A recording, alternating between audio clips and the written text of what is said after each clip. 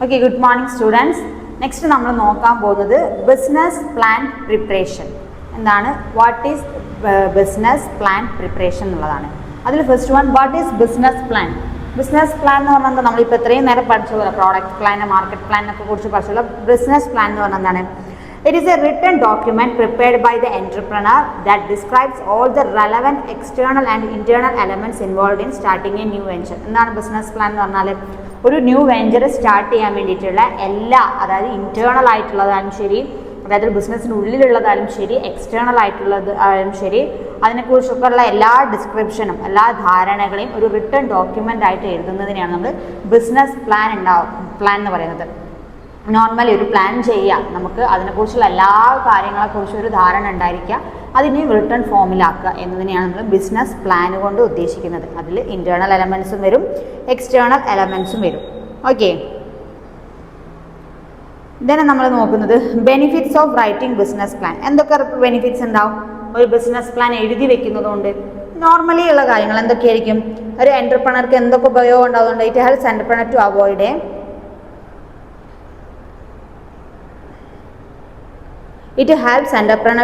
a project that may result in ultimate failure. അല്ലേ, നമുക്കൊരു പ്രോജക്റ്റിൻ്റെ ഒരു ഫെയിലിയറിനെ കുറിച്ചായാലും ശരി, അതിൻ്റെ ഒരു റിസൾട്ട് എന്താണ്, അല്ലെങ്കിൽ അതിൻ്റെ ഒരു ഗ്രോത്ത് എങ്ങനെയാണെന്നതിനെ കുറിച്ചൊക്കെ ഒരു ധാരണ കിട്ടാൻ ബിസിനസ് പ്ലാനിന് സഹായിക്കുന്നുണ്ട് റിട്ടൺ ഡോക്യുമെൻറ്റ്സ് ആണ്. പിന്നെ attracting employees, experienced and top level employees, professionals അല്ലേ, അവരൊക്കെ അട്രാക്ട് ചെയ്യാൻ വേണ്ടി നമ്മൾ ബിസിനസ് പ്ലാനിനെ കൊണ്ട് പറ്റുന്നുണ്ട്.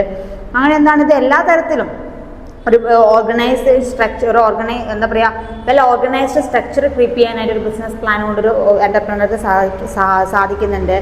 നമ്മളെ പ്രോഡക്റ്റിൻ്റെ പൊട്ടൻഷ്യൽ അല്ലെ, ആ വെഞ്ചർ അല്ലെങ്കിൽ ആ ബിസിനസ് വെഞ്ചറിൻ്റെ ഒരു പൊട്ടൻഷ്യൽ എന്താണെന്ന് മനസ്സിലാക്കാൻ സാധിക്കുന്നു. അതൊക്കെയാണ് ഒരു business plan, writing business plan കൊണ്ടുള്ള ഒരു ബെനിഫിറ്റ് എന്ന് പറയുന്നത്. ഇത് നമ്മൾ നോക്കുന്നത് requisite of preparing a business plan അല്ലേ. ഒരു ബിസിനസ് പ്ലാൻ പ്രിപ്പയർ ചെയ്യാനുള്ള എന്തൊക്കെ റിക്വസിസ്റ്റ് ആണെന്നുള്ളതെന്നാണ്. എന്തൊക്കെയാണ്? First one,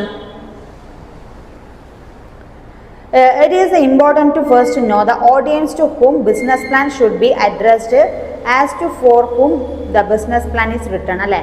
business റിക്വസിസ്റ്റ് of preparing business പ്ലാനിൽ പറയുന്നത് എന്താണ്? അതിൻ്റെ ഇമ്പോർട്ടൻസ്, നമ്മളൊരു ഓഡിയൻസിൻ്റെ ഫസ്റ്റ് ഇമ്പോർട്ടൻസ് എന്താണെന്നുള്ളത് നമുക്ക് ഐഡിയ കിട്ടുമല്ലോ. നമുക്ക് ഏത് ടൈപ്പ് ഓഫ് ഒരു ഓഡിയൻസ് കസ്റ്റമേഴ്സ് എന്താണെന്നുള്ളതിനെ കുറിച്ചൊരു ധാരണ ഉണ്ടാവാം നമുക്ക് ഫസ്റ്റ് ഈ ബിസിനസ് പ്ലാൻ കൊണ്ട് പറ്റുന്നുണ്ട്. അതേപോലെ അത് എന്ത് ചെയ്യാം, അതൊരു റിട്ടേൺ ഫോമിലാവുന്ന സമയത്ത് അത് അഡ്രസ്സ് ചെയ്യാനും കുറച്ചും കൂടി നമുക്ക് എളുപ്പമാവുന്നു. ഈ business plan may be read by ആരൊക്കെ വായിക്കാം? ഒരു എംപ്ലോയിക്ക് വായിക്കാം, ഒരു ഇൻവെസ്റ്ററിന് വായിക്കാം, ഒരു ബാങ്കർക്ക്, ഒരു സപ്ലയർക്ക്, കസ്റ്റമേഴ്സിന്,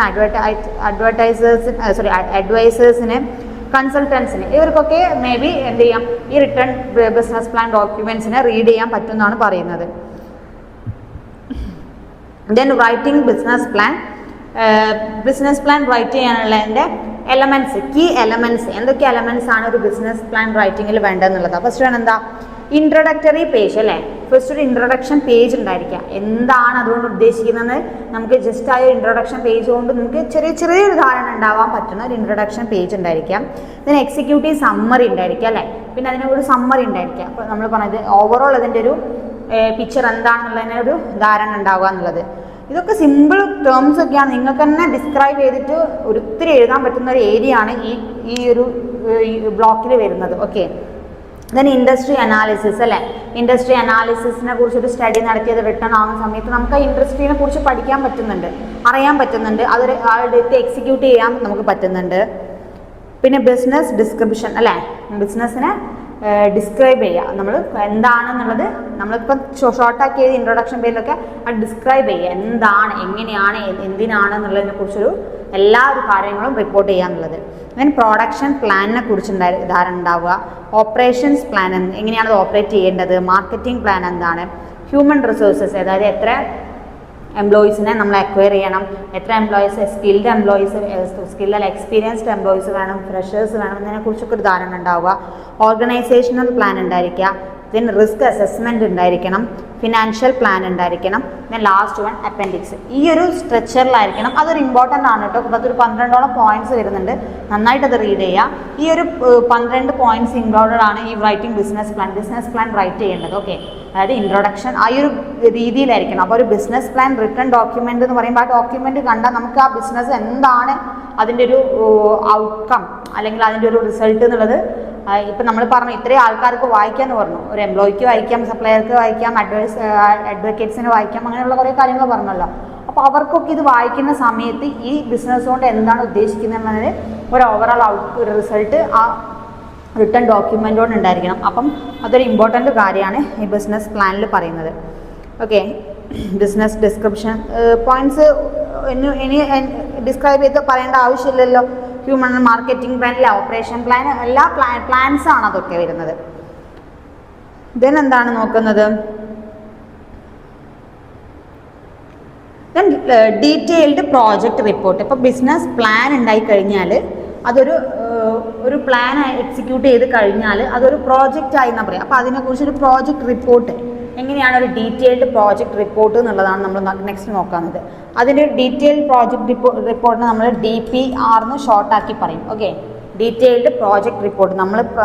നമ്മളൊരു പുതിയ വെഞ്ചർ സ്റ്റാർട്ട് ചെയ്യുന്നതിന് നമ്മൾ പറയാം നമ്മൾ പ്രോജക്റ്റാണ്. ഒരു ബിസിനസ് സ്റ്റാർട്ട് ചെയ്യുന്നതിൻ്റെ ഒരു ബിസിനസ് ടേമാണ് ഒരു പ്രോജക്റ്റ് എന്ന് പറയുന്നത്. Okay, business plan that we have discussed so far presents the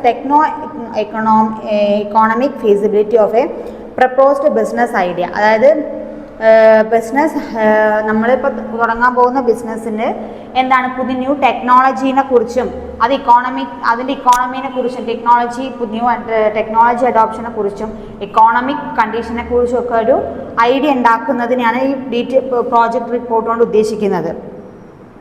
After the feasibility studies are carried out, a detailed project report is required to be drawn up based on the data and result obtained from the studies. അല്ലേ, നമുക്ക് നമ്മൾ ഇത്രയും പ്ലാനും feasibility study നടത്തി കഴിഞ്ഞാൽ ഈ project report detail project റിപ്പോർട്ടിനെ കുറിച്ചൊരു സ്റ്റഡി, ഒരു ധാരണ, ഒരു നോളേജ് നമുക്ക് ഉണ്ടാക്കിയെടുക്കാനായിട്ട് പറ്റുന്നുണ്ട്. The company will submit the copies of the detailed project report to the banks and financial institutions for their participation in the scheme of finance and also for working capital requirements of the project. അപ്പോൾ ഈ detailed project report ഉണ്ടായി കഴിഞ്ഞാൽ കമ്പനീസിന് അത് എവിടെ വേണമെങ്കിലും submit ചെയ്യുക. അതായത് നമുക്ക് ബാങ്കിലൊക്കെ കൊടുത്ത് നമുക്ക് പിന്നെ നെക്സ്റ്റ് ഫണ്ട് റേസ് ചെയ്യുക എന്നുള്ളത്. അപ്പോൾ ഫണ്ട് റേസ് ചെയ്യാനും എന്താണ് ബിസിനസ് എന്നുള്ളതും അതിനെക്കുറിച്ചുള്ള ഇതൊക്കെ ഈ DPR സബ്മിറ്റ് ചെയ്യുന്നതോടുകൂടി നമുക്ക് എന്താ പറയുക, നമ്മൾ വർക്കിംഗ് ക്യാപിറ്റൽ റിക്വയർമെൻറ്റ്സ് ഒക്കെ അക്വയർ ചെയ്യാനായിട്ട് പറ്റുന്നുണ്ട്. ഓക്കെ,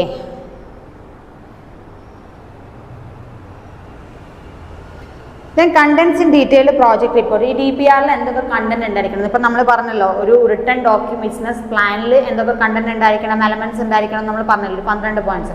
അതേപോലെ ഈ DPRൽ എന്തൊക്കെ കണ്ടന്റ് ഉണ്ടായിരിക്കണം എന്നാണ് ഉദ്ദേശിക്കുന്നത്.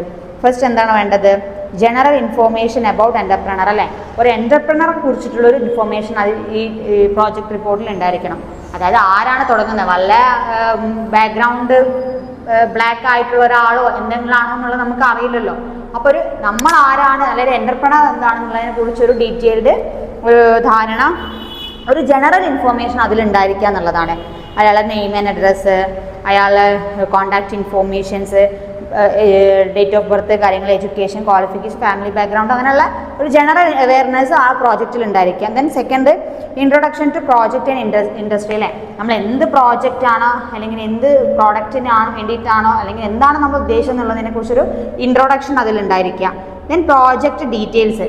അല്ലേ, ഇൻട്രൊഡക്ഷനിൽ എന്താ, ഇൻഡസ്ട്രീൻ്റെ പൊസിഷനെ കുറിച്ച്, ഇൻഡസ്ട്രി പൊസിഷൻ ഇൻ ദ കൺട്രിയിൽ എങ്ങനെയാണ് വരുന്നത്, value addition by the industry, profile of the industry in the കൺട്രി. അല്ലേ, നമ്മളെ ഈ ഇൻഡസ്ട്രീനെ കുറിച്ച്, നമ്മളെ രാജ്യത്തെ ഇൻഡസ്ട്രീൻ്റെ ഇതിനെക്കുറിച്ചുള്ളൊരു ഇൻട്രൊഡക്ഷനാണ് നമ്മൾ കൊടുക്കേണ്ടത്. എന്തിനാണ് നമ്മളത്, നമ്മളെ കൺട്രിക്ക് എന്ത് ഡെവലപ്മെൻ്റ് ആണ് അതുകൊണ്ടുള്ളത് എന്നുള്ളതിനെക്കുറിച്ചൊക്കെയുള്ളൊരു ഇൻട്രൊഡക്ഷൻ. Then project details. അല്ലേ, നെക്സ്റ്റ് വേണം എന്താ, പ്രോജക്റ്റിനെ പറ്റിയിട്ട് എന്ത് പ്രോജക്റ്റാണ് നമ്മൾ സ്റ്റാർട്ട് ചെയ്യുന്നത് അതിനെ പറ്റിയിട്ടുള്ളൊരു ഐഡിയ, അതിൻ്റെ എന്തൊക്കെ, അതിൻ്റെ പ്രൊമോട്ടേഴ്സ്, രജിസ്റ്റേർഡ് ഓഫീസ് എവിടെയാണ്, അത് തുടങ്ങുന്ന ലൊക്കേഷൻ എവിടെയാണ്, അതിന് എത്ര ഫാക്ടറീസ് ഉണ്ട്, ദെൻ അതിൻ്റെ background of scheme of the project, എത്ര ബഡ്ജറ്റ് ആയിട്ടുണ്ട്, building, plan and machinery, utilise, അതിനെക്കുറിച്ചുള്ള എല്ലാ കാര്യങ്ങൾക്കും ഒരു ഡിസ്ക്രിപ്ഷൻ ഉണ്ടായിരിക്കണം, അല്ലെങ്കിൽ ഒരു റിപ്പോർട്ട് ഉണ്ടായിരിക്കണം. നമ്മൾ ആ കമ്പനിയിൽ എന്തൊക്കെ വാങ്ങുന്നു, കൊടുക്കുന്നു, എങ്ങനെയൊക്കെ നടത്തുന്നു എന്നുള്ളതിനെക്കുറിച്ച് ഒരു ട്രാൻസ്പെറൻ്റ് ആയിട്ടുള്ള ഒരു എന്താ പറയുക റിപ്പോർട്ട് ഉണ്ടായിരിക്കാം.